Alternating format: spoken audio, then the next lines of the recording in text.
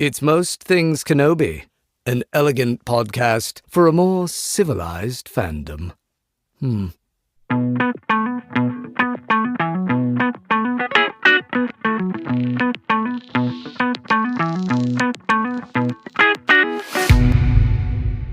Hi everyone, welcome to another episode of Most Things Kenobi, a podcast about Obi-Wan Kenobi and all things Star Wars. I'm your host, Lauren. And I'm your host, Leanne. And this week, we are back to Obi-Wan Kenobi, baby. Yeah. We are going to talk about the original concept for the Kenobi series. It was kind of used as a general structure for the show, but the original idea is actually pretty different than what we ended up getting. So I'm surprised at how different. Right? Like it was. It's pretty different. How did they even get what we got from that? I know. I don't know. It's really very, very, very different. Like, one thing was the same, basically, that I took from the description of it all. I don't know. I'm curious to hear your take because I have some feelings. Yeah, I have. As I usually do. Yeah. I would say I have mixed feelings on it. There's some things I like and some things where I'm like, I don't think that would be super great. But right. So the screenwriter was originally Stuart Beattie, right? Yeah. Beattie. Sorry if I'm saying that wrong. I think it's Beattie. Beattie. He's an Australian screenwriter, and he wrote the Pirates of the Caribbean, the Black Pearl, like the original one. The good one. My favorite. Right, exactly. The only one Can't I really compete liked. with it. No, it was so fresh at the time. But then he wrote Collateral, and I think was nominated for an Oscar and a BAFTA and everything for that. But I don't like that movie. I think it has a really weak script. Yeah. I don't think I've ever seen it. I love Michael Mann. He is one of my favorite directors of all time, and that movie is so contrived to me, and nothing about it felt genuine. But interesting. Except Tom Cruise, which is funny, because sometimes I feel like Tom Cruise is really forced, but I really like him in that. But yeah. Yeah, I feel the same way about Tom Cruise. Yeah, it's like he's always just Tom Cruise, and sometimes... Yeah. That's fine, but in this movie, he had like white hair, he was not looking like himself, and I think it kind of like let him go a little bit into the character, and that was more enjoyable, but I still felt the story was super weak. Oh, he also wrote Australia, which is kind of like that big famous movie with Nicole Kidman and Hugh Jackman, I think, right? That's his name? The two most perfect Australian actors that you can get. Truly, they are ridiculously beautiful people. Really. Truly. Oh. He also wrote Derailed, which I hate. I hate that movie. Oh. This has gone from great to I didn't like that to terrible. Yeah, like, I don't like that movie. I have to be honest, I don't really remember the script so much as that movie was just not pleasant to watch. So I'm not necessarily super disappointed that he didn't end up writing the script, because generally I haven't really liked his work, except Pirates of the Caribbean, which I loved. Yeah. Yes. So I don't know. He gets credited with the story in Obi-Wan Right. Kenobi, but that's because he came up with the general like structure, but it's so different what they ended up doing compared to what he's discussed on podcasts and stuff like that. I don't know if he's not released his original script anywhere from what I understand. Here's my question to Mr. Beattie. Has he ever watched Clone Wars? He did make reference to it. Did he? In one of the interviews that I read, I think. Because he knew... So he does know about Ahsoka Tano. I'm just asking. You see where I'm going with it? And Satine Kryze, right? Like, kind of... I mean, while we're at it, yeah. I don't know. It's just two names I thought might come up. Just a question. A good question. A good question.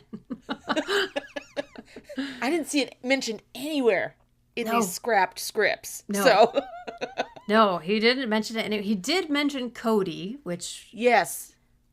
I think of all the ideas that he kind of put out there as possibilities, I like that idea, but not necessarily the way he intended to bring it in. I don't know. I'm also with you. Let's talk about the Cody element first, shall we? Let's do it.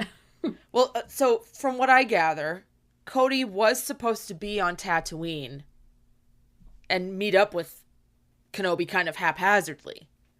Yeah, when he described, you probably read the same thing, right? Where like Obi-Wan's walking down an alley and Cody pops out and puts a knife to his throat and he's like, "You're not being careful." Is that the first time they meet, or is that just... I'm guessing. That's what I gathered. Okay. Which is a weird way to say hi. Well, I mean,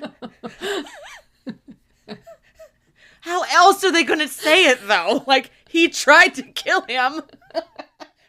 He can't just walk up and be like, "Hey, buddy. Hey, pal. Nudge, there could have nudge. been Sorry." a richer way of doing it. I don't know. Right. It could be way more tasty, but whatever. 100%. So let's say we're dealt this, okay? Mm-hmm. The part I think that you don't like, because I didn't like it either, is that they go on to bicker throughout their time on Tatooine like an old married couple. Yeah. And I don't see that happening. That was not their dynamic. No. No, never. There was a respect, like a general, and was very... Rex was more personable. Yeah. Even though he was also very military, very respectful, very about the job, right? All of the clones were. Yeah. But there was a little more like, he let loose a little more. Yeah, and he was kind of caught between Anakin and Ahsoka, who were always bickering. It was their dynamic. It was not Obi-Wan and Cody. Yeah. Yeah. So I could see him like, "Hey, dumb, you're not being like cautious enough." Yeah. And Obi-Wan being like, "Oh my God, is it really you?" And then that's where additional effort would be needed to smooth that out. But the basis of it is Obi-Wan goes through his like dark times and leaves Tatooine, and Cody is left to watch over Luke while he's gone. Which is an interesting thing because Cody never really had a lot of interaction with Anakin or Padme for that matter. Again, Rex, not Cody, but I could see Cody doing that for Obi-Wan. I could see him doing that. Yeah. Like, and it was like their B plot where you'd cut back to Cody yeah, ripping his hair out trying to take care of a child. I don't know.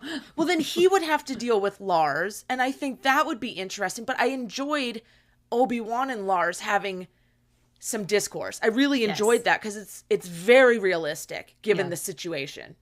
I agree. It was very good. I felt believable tension that existed in the actual show.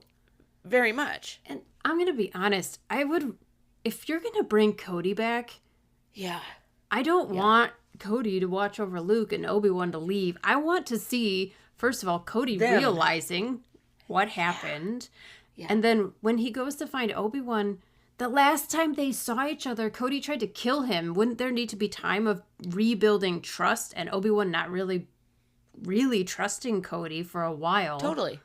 I think that's more interesting, personally, than them suddenly hitting it off and bickering. I think Cody should have been the one to see the clone in the, like the homeless clone in that city. Mm-hmm. Where was that? Honestly, I can't remember the name of it. It was like the... But you remember how he was like down and out on the ground, dirty. Yeah, when Obi-Wan was looking for the drug lord facility. Yeah. Yes. I think that could have been very interesting if they'd had Cody see that, because Cody did this. He partook in this, and that's one of his actual brothers. Yeah. It'd be interesting to see him figure out what to do with that. When they started in Bad Batch, and granted, I didn't finish the last season, so I don't know if they ever concluded this at all, but they started to show Cody starting to shift a little bit, and he was beginning to question what they were doing with the Empire now that he was serving the Empire instead of serving the Jedi. And they never concluded it. They never actually had him say it either. They just kind of implied it. And I always thought, because if they do like a season 2 of the Kenobi series, they could pull that in there somehow. And it could be interesting. Oh, for sure, yeah. Because I know a lot of people have said bringing Obi-Wan and Cody back together somehow, even if it's not pleasant, would be very interesting to watch. 100%. They'd have to be gentle with it and do it right. Yeah. Just don't thrust them together. This has to be well thought out. Yeah. This is not a rushed thing because there's too much there. Well, and some people were saying it felt like fan service in Stuart's original idea for the script, that it felt like less that Cody had a purpose and more that he was just kind of like the B story to keep people entertained, but it wasn't necessarily... I'm actually glad that we didn't get that. Yeah, because it didn't feel super truthful to the characters, in my opinion. No. I think it's okay that nobody watched over Luke. Yeah. It added tension. Yes. Because that was Obi-Wan's thing. He had to. That's what he devoted himself to. Yeah. And the only thing to take him away was his sister. Oh, really? Yeah, you read my mind. Because part of Stuart's original script was that Obi-Wan was like living with Luke and training him right off the bat. I'm not a fan of this. I'm not a fan of it. Okay, I was going to ask what you thought of it. I'm the same. What do you think? I don't like it either. I think it's... Well, here we are. Space twins. What a shock. Right. Space twins again. I mean, the whole concept in A New Hope, when Luke sees Obi-Wan... Yeah. It seems as though they know of each other, but that they do not know each other. Obi-Wan knows more about him than Luke knows about Obi-Wan, but there's something there. Yes. Which I think you could... This is my kind of fan service. You could blame that on the Force. That they connected when they did see each other. Mm-hmm. Like at the end of the Kenobi series, that there was a Force connection. And Luke is remembering or kind of trying to... Like the essence of Obi-Wan? Is that a thing? It's not his smell. I'm talking about like his Force signature. If Obi-Wan had a cologne, it would be called the essence of Obi. I was going to say, bottle that up and sell it. Oh, God. I was trying to make a good point, I think. Or just a point. What I'm saying is I think Luke would recognize him through the Force. Yeah, the familiar. Just like how they even implied that Leia... Didn't they imply that like Leia recognized Padme or something like that because of like a... Or like when she said feelings, you know, when Luke asks her, do you remember your mother? So I think that would totally make sense. Totally. Yep. Yeah. Yeah.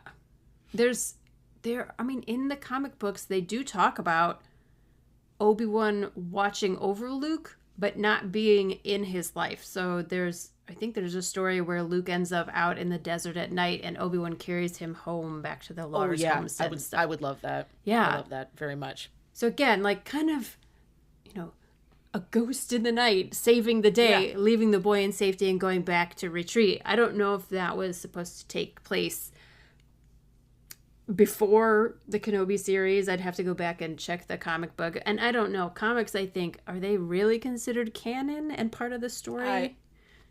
It depends on which ones and when and who. Yeah. I don't know. This is a newer Marvel one, so it's not like a Legends one, but who knows still at this point. Yeah, I think it would have weakened A New Hope, or at least given a lot of opportunity to undermine A New Hope if that had been the story we got. Yeah, I think they bridged a lot of gaps very carefully, but overall, what we got in the Kenobi show was a wrap-up, a closure of Revenge of the Sith, more so than a prelude to A New Hope, which I think is good. Yeah. The audience is growing up, and the audience grew up with Revenge of the Sith. They know Hayden, you know, they know Ewan. This is this generation's version of them, and I think having it post Revenge of the Sith kind of wrap up with Clone Wars is better than like try to set up New Hope. New Hope doesn't need a setup. Yes. We have Rogue One for that, pretty much. And what a setup that is. Holy shit. What did you think about the Vader and Obi-Wan duel from Beattie's lost script or dumped script? Remind me what the setup is about it, because... Well, they were supposed to duel, but it was on a space station that falls into... Oh, yeah. Like, it falls into a gas planet or something and gets destroyed. Right, and Reva... And Reva's there. Reva's supposed to be there. Mm-hmm. And she dies. Yes. She doesn't carry on. She tells Vader she killed Obi-Wan to protect Obi-Wan's escape, right? That's the idea. Yeah. Yeah. I don't think it's a bad idea. I like the idea of falling into a gas giant. That's kind of fun. I didn't like it as much as what we got. I liked the Same. Cold, stony, desolate. Yeah. It was very symbolic. Because it's very opposite of Mustafar. Yeah. Which we've deep dived into this. Go find that episode. I love when we talked about the Kenobi battles, the different battles that Obi-Wan has done. And the Kenobi series is so...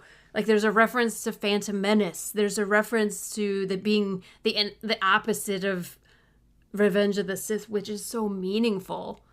Yes.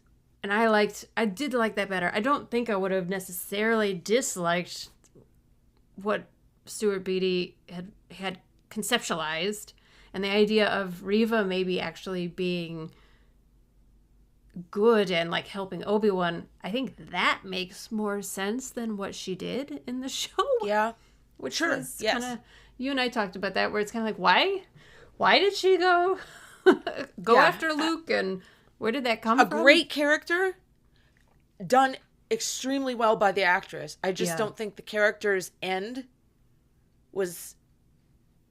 I don't know. This would have given her something else. Really, what the script said is that Obi-Wan manages to escape, Reva lets him, and then Vader, she claims to have killed Obi-Wan, and Vader's pissed that he wasn't the one to do it, so he kills her. Yes. And, like, she's sacrificed, essentially knowing she allowed Obi-Wan to go. Yes. And then her pain is ended when, like, all of her pain with Vader and what happened to her as a kid and all this stuff. Padawan, etc. So we get closure for her. We do get closure for her. We lose the actress and the character, but I think it makes a lot more sense. However, I'm not okay with... Vader should have known that he wasn't dead. He would have felt it. He's been feeling him this whole time. Exactly. Yeah. So I don't believe that. I think it would have been believable if Vader let her think it, killed her just to get rid of her, and then went back on his bullshit until Palpatine says, hey, I need you to focus. We have a war here, or we have a galaxy to run, or whatever. So, like, right. you know. I need your laser focus right here. Right here. Yeah, I agree. And I think it had the potential for a little bit of stronger closure for a lot of the characters, but like you said, it's not perfect still. And I liked what we got, but also because I honestly loved seeing Aunt Beru be a badass.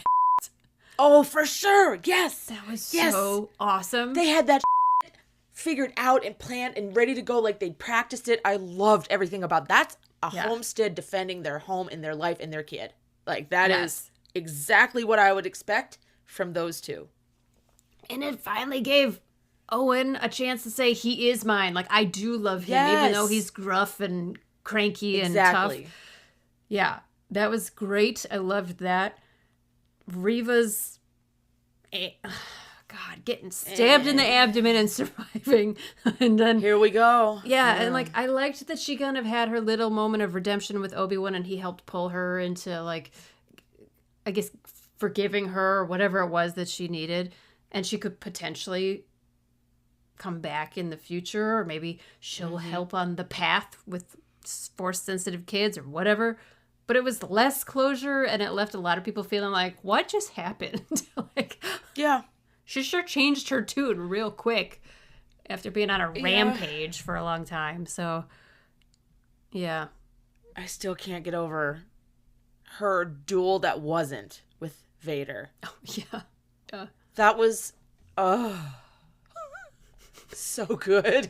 So good on, like, Vader's part of just a mouse and a cat. A cat just batting a mouse around. Mm-hmm. I hate to even say that because it makes me sad, but that poor mouse. I know. It's You very just heartbreaking. can't. Turns me on. Not the cat and the mouse, but like I know Anakin's in there, and it's enough for me to be like, ooh. I'm sorry. I never said I was right.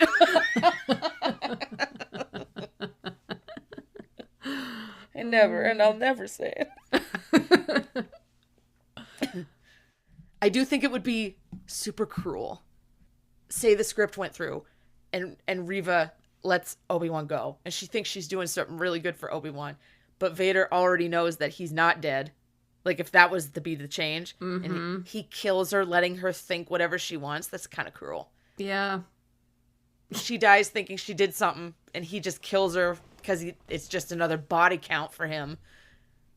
Yeah, he's so flippant about killing random people. He's got no problem with it at all. No problem. Zero. Anyway, that's my final thought on that. Well, there's no mention in Stuart Beattie's treatment or script, whatever, of that interaction we got on the mining planet, which of course True. I can't remember what that was called. But that whole episode was, I think, my favorite from all of the Kenobi series, because there was this great interaction with Leia and Obi-Wan, but then the like awful duel between Vader and Kenobi, and Vader lights him on fire and drags him through the fire. Truly. Would that have happened? I don't think so. There was no mention of that. Who came up with that? Because bravo.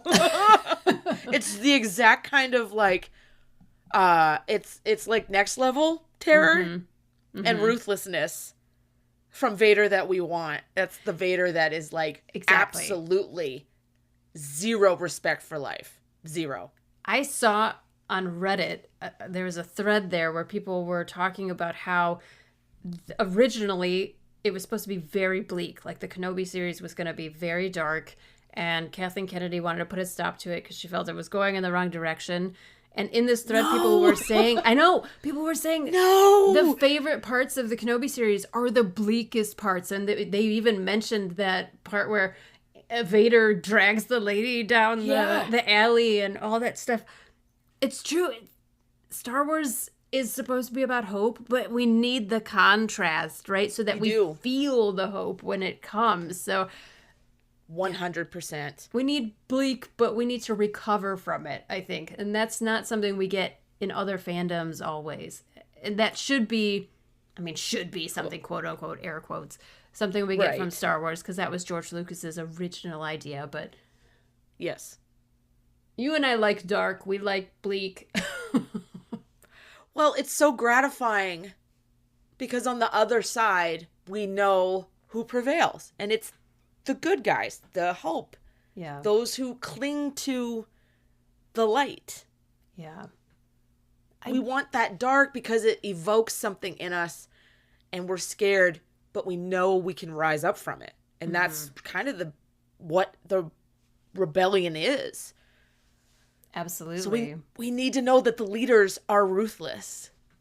Right. And it's justified kind of also for the rebellion to be how they are.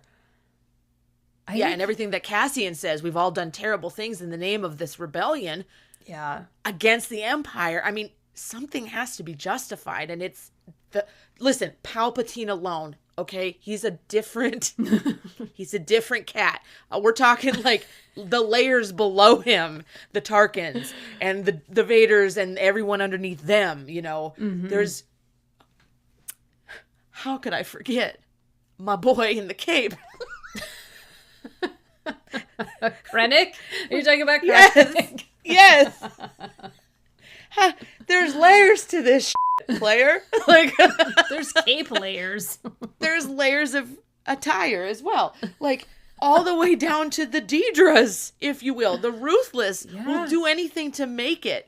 Will do anything to rise higher in the ranks to try and appease those at the top, like Vader and Palpatine and Tarkin. The three-headed monster. Like, the Empire is not okay. Yeah. And it shouldn't be portrayed as just some entity that's like, ooh, they're scary, but we really don't know why.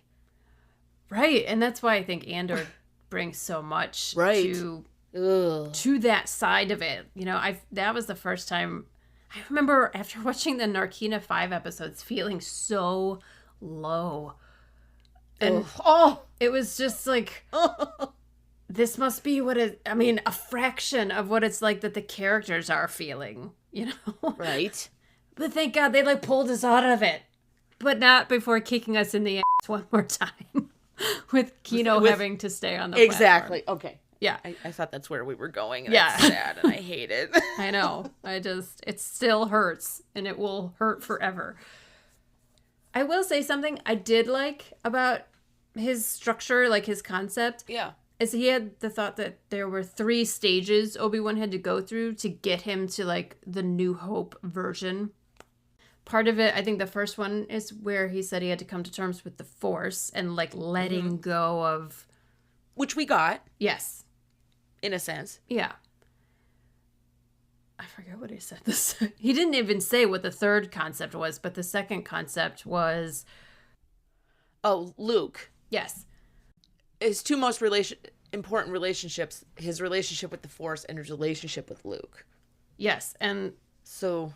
The idea of coming to terms with his mortality. Right, because when we get to A New Hope and he dies, why does he die so easily? Why does he is just okay with it? That exactly. I get, yeah. Like exploring that. And he was suggesting it would be through Qui-Gon, and Qui-Gon maybe warning him that there will come a time where you're going to have to sacrifice yourself for the greater good, and Obi-Wan finding a way of coming to terms with that so that it doesn't seem like such a throwaway decision in A New Hope. That could have been cool. It's not. Well, the fact that I think we got that through his interactions with Leia, because isn't that the only time he sees Leia since then? Is when she and Luke come running in there, and he's with Vader, and he looks over and he gives that smile. Mm-hmm. We are now interpreting that as, okay, they're together, they've got this, my job is done. Yeah. I'm out. Which I think is beautiful. I think so too. I love that idea. I mean, who knows if they come up... They're now batting around the idea of maybe doing a season 2 for Kenobi. Mm-hmm. I don't know how serious that is, but who knows what they could introduce there. But for now, that is how I interpret that. And I love that now. It makes me so emotional when I watch A New Hope now. It completely changes everything about that, and not in a bad way. It gives it depth. It gives it meaning. Mm-hmm. Yeah. Which they did really well. Well, in some of these articles that we've been reading about this prior script, people were saying that they found it kind of frustrating that it focused more on Obi-Wan and Leia. And I really liked that, actually. I was not expecting it at all. I never thought they would. I didn't think they would touch that. I didn't even honestly think that they were going to touch Luke. I thought it was going to be, like, you'd see him in the background and then Obi-Wan would be on some space adventure. Right. But I thought the Leia plotline was really enjoyable, personally. It was one of my favorite things that they brought. It really does make sense. If Obi-Wan is going to leave Luke, it's for his twin. Yeah. He loved Anakin and Padme. They had 2 children. Yeah. It makes complete sense why. And Bail to call on Obi-Wan is exactly Bail telling Leia to call on Obi-Wan. Mm-hmm. That makes complete sense. Yeah. Now, like Leia's infamous message to Obi-Wan makes sense. Right. Bail knows that he can be counted on.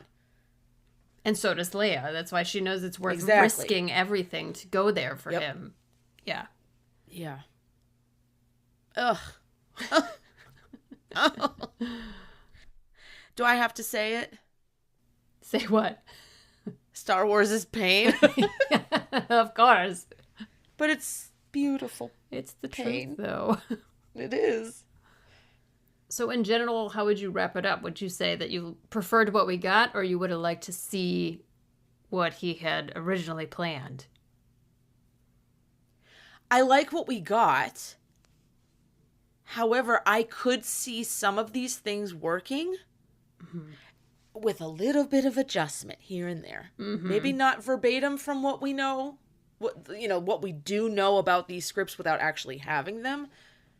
Everything comes in and then gets readjusted. Every script, right? A little tweak here, a little tweak there, blah, blah, blah. Sometimes on set while they're filming. Seriously, but I think the core things, what we got with the Kenobi show, we must keep. I would not trade those for another script. How about you? I agree. I feel the same way. I think that this encompassed, because he had originally planned it as a trilogy of films. Right. That would not have worked. I think it would have been dragged on. It'd have been too much. Well, and this plan was right while Solo was coming out. Right. And that's why it never went through. Yeah. Like Solo got such a bad reception that it just tanked all the other movie projects at the time. And maybe for the best. I don't know. Because would this have worked better as a movie? Would it have had a bigger budget? Would they have not filmed it on the volume? And would it have looked better? To me personally, maybe. I wouldn't have minded that so much. But when you give them more, it gives you more chances of failure. They take, if you give them X amount of time, like 3 movies, they're going to add a lot more filler that isn't necessary. You're right. Yeah, you're really right. So I would be afraid to trade off having bigger budget, more time, when just do it in this amount and do what needs to be shown. Would you like a season 2, do you think? I still don't know. I still don't know. I think it's perfect the way it is. I don't know. I still don't know. It's like you said, and more opportunities to f*** something up. I know. But just let him ride off into the sunset on his Eopie with Force Ghost Qui-Gon and let them go talk about whatever they're going to talk about, and we'll see you in A New Hope. That's where I'm at with it. We're lucky for what we got. I don't want to push it. That's true. I don't know. I'm so torn on it now because I would have loved to see him reconnecting with Qui-Gon and struggling, but now that's done. He's come to the acceptance part. Yeah. So right. There might not really be any need for that at this point. Could it be cool to see how he learns to become one with the Force? That might be cool, like how Yoda had to go off and go to the Wills. And do I want to see him with Quinlan? Yes, I do. Yes, we're still with that, yes. I would really like that.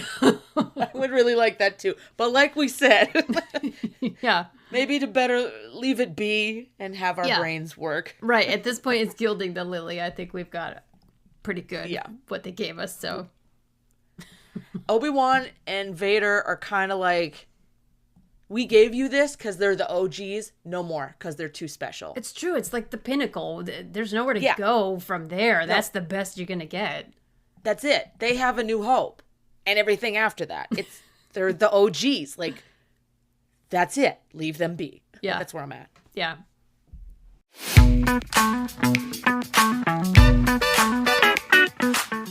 So, the question for you this week.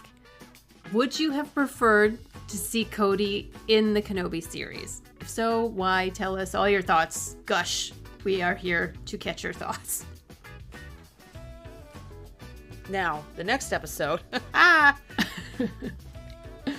we're going to talk about Anakin and Rex and their dynamic. So, we talked about kind of the Cody Kenobi thing when talking about the scripts that never came to be. We kind of got the vibe that, you know what, let's explore the other half of this. Mm-hmm. The sloppier half. The messier pair. No.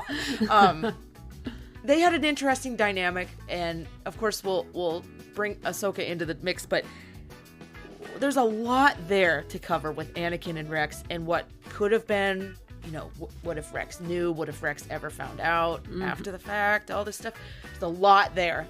Did it, you know, the stuff he knew about Padme. There's just a lot to cover. So we're going to talk about those two in our next episode. And in our last episode, we discussed James Earl Jones and his iconic, amazing voice. And we asked people what was their first introduction to him, if it wasn't Star Wars. And Coffee Addicted 1988 said, pretty sure my introduction to his iconic voice was through Mufasa. Not sure when I was... right, same as you. Mine too. Not sure when I watched Star Wars for the first time with my dad. Same here. Aw. All I can say was both were on VHS at the time. James Earl Jones will be missed, but never forgotten. Absolutely. 100%. Got a lot of great responses, too, with people saying their favorite Vader lines. It was great. There's so many good ones. Man, that could be a whole other episode. It really could. We could fill hours. But thank you so much for writing in. We really appreciate it, guys. Thank you so much for joining us here on the Most Things Kenobi podcast. We appreciate every single one of our patrons and are grateful for your support. If you'd like to support the podcast as well and become a patron, head over to the Most Things Kenobi Patreon. As always, you can follow us on Tumblr, Instagram, YouTube, and Threads. And don't forget to subscribe on your favorite podcast player. If you enjoy our podcast, feel free to rate us on Spotify and Apple. And if you need just one place to find all of these, head over to mostthingskenobi.com. So until next time, my space twin, may the Force be with you. Always.